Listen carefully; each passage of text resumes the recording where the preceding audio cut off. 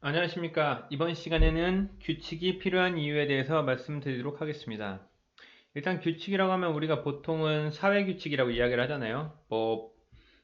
차를 탔을 때 안전벨트를 맨다거나 아니면 어떤 공공장소에서 소리를 내지 않는다거나 이런 것들은 우리가 사회적인 규칙으로서 잘 지켜지고 있지만 어떻게 보면 이 가정 내에서의 규칙이라는 것은 가정 스스로가 필요에 의해서 만들어야 되는 건데 그 필요성에 대해서 제대로 느끼지 못한다고 하면은 그리고 우리가 너무 습관적으로, 무의식적으로 하루를 산다라고 하면은 그 규칙에 대한 필요성을 잘 못 느끼게 되겠죠?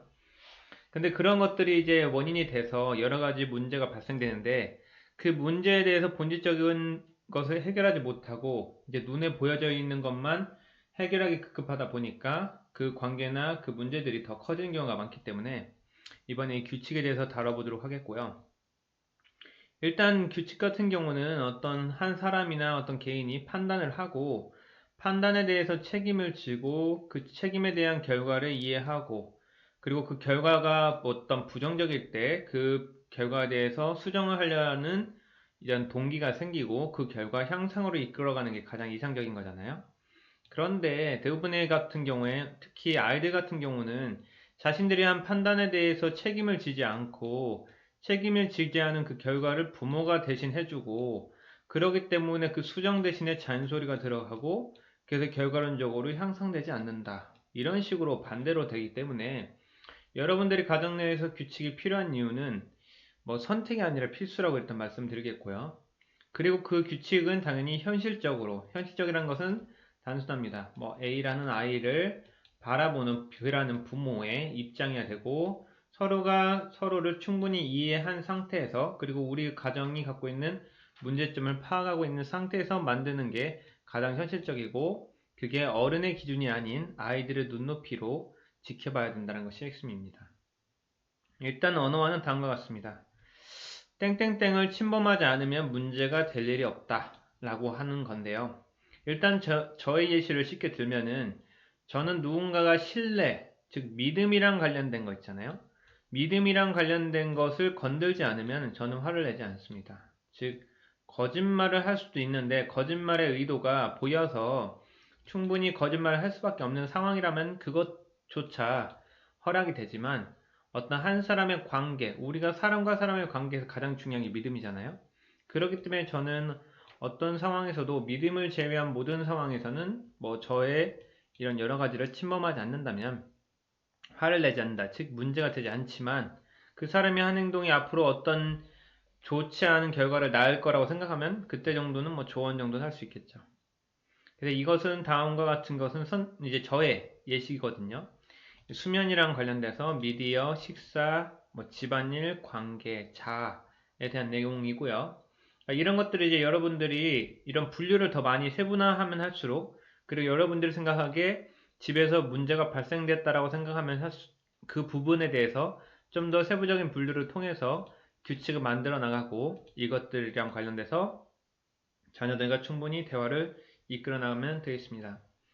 일단 하지 말아야 될 것과 해야 될 것에 대해서 이야기를 해봤거든요. 일단 수면 기상이랑 관련돼서는 평일에는 절대 서로가 서로를 깨우지 않습니다.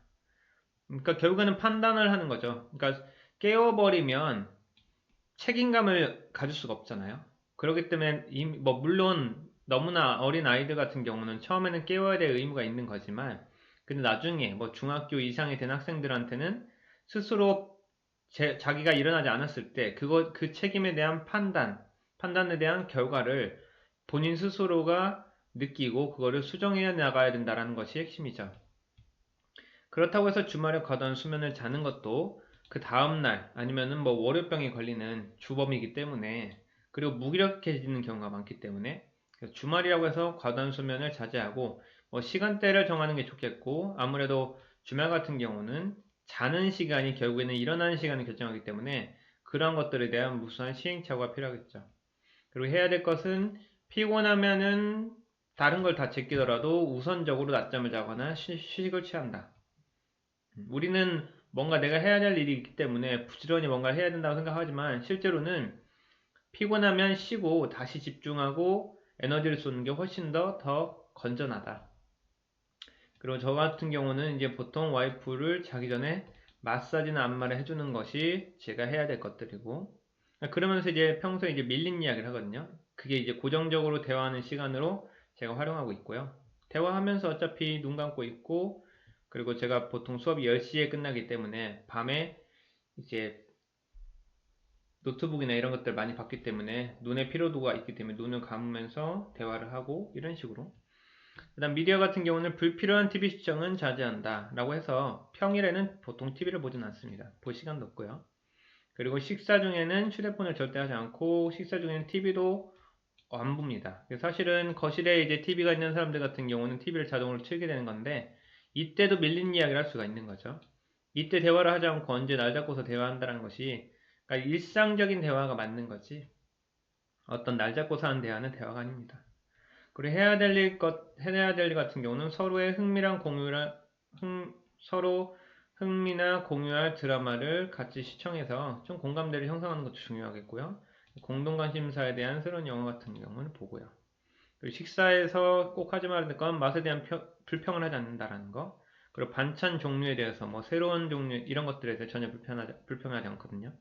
왜냐면 이걸로 인해서 와이프 같은 경우는 또 많은 여러 가지 일을 해야 되기 때문에 결국에는 그것이 좀 부담감을 느껴지면은 아무래도 그 관계상에서 문제가 될 수 있기 때문에 그리고 식사라는 거는 뭐 아침, 점심, 저녁을 그리고 반찬을 뭘 만드는 것 자체가 상당한 노력을 요구하기 때문에 그거에 대해서 항상 감사함을 느끼고요. 그리고 가능하면 잡일 같은 건 최대한 다 하려고 하는 거죠.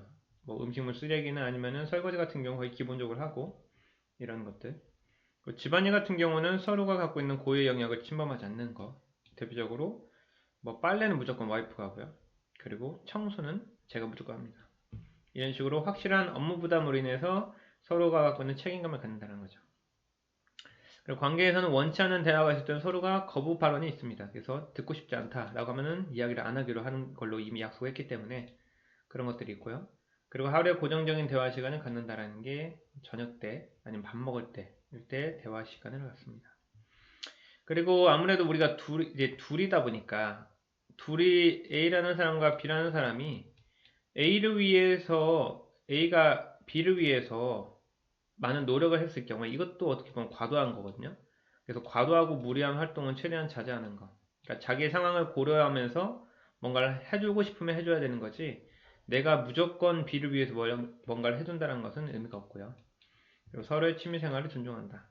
이런 식으로 여러 가지 분류를 통해서 하지 말아야 될까 할 것. 그리고 이게 넘어갔을 때 분명히 그거에 대해서는 문제시 되기 때문에 그것들에 대한 이제 잣대를 서로에게 알려줄 필요가 있는 거죠. 그리고 이런 것들을 꼭 같이 공유하는 게 핵심인 거죠. 혼자만 알고 있으면 안 되고요. 그 핵심은 가족 구성원들이 동등한 위치를 가져야 되고 그거에 대한 판단과 책임 또한 같이 갖는다라는 거. 그래서 그 책임에 대해서는 어떻게 전가할 건지를 생각해 보면 좋겠고요. 그리고 이러한 일관성이라는 거죠. 일관성이 있을 경우에 문제가 발생되는 부분이 최소화된다. 그리고 분명한 거는 인과관계를 명확하게 할 수 있다는 개념이 중요합니다. 어떤 문제를 이렇게 해결했을 때, 이런 판단을 했을 때 이러한 결과가 나온다. 이거는 뭐 어른들이야 좀 잘 알겠지만 아직 많은 경험이 없는 학생들 같은 경우에 어린이들 같은 경우는 이런 인과관계가 불분명하거든요. 그랬을 때 이런 것들을 교육적으로 꼭 해줘야 된다는 거. 그리고 이런 것들이 규칙이지만 규칙에 대한 유연성이 상당히 중요하죠. 왜냐면은 모든 상황이라는 게 내가 맞닥뜨린 대로 돌아가는 게 아니기 때문에 예외와 변수가 많은 시행착을 통해서 수정과 대처가 돼야 된다는 관점. 똑같은 일이라도 상황에 따라 계속 바뀌니까. 그래서 중심은 이때, 기준은 이때, 그게 막 확고하게 그렇게 될 필요는 없다는 거죠. 사회적 규범처럼 개별 가정 내 규칙 설정은 문제나 오해의 소지를 확연히 감소시킨다는 거. 그리고 최종적으로 앞으로 발생할 문제를 예측 대처하기 위해서는 관련된 정보나 지식, 그리고 나에 대해서 혹은 상대방에 대한 공감과 이해가 상당히 필요하다는 거. 즉 우리가 문제가 발생됐을 때 그거를 계속 하다 보면은 아무래도 좀 불편한 부분이 있기 때문에 어떤 문제가 발생할 거에 대한 것들을 공부하고 대처하기 위해서는 아무래도 공부가 많이 필요하겠죠.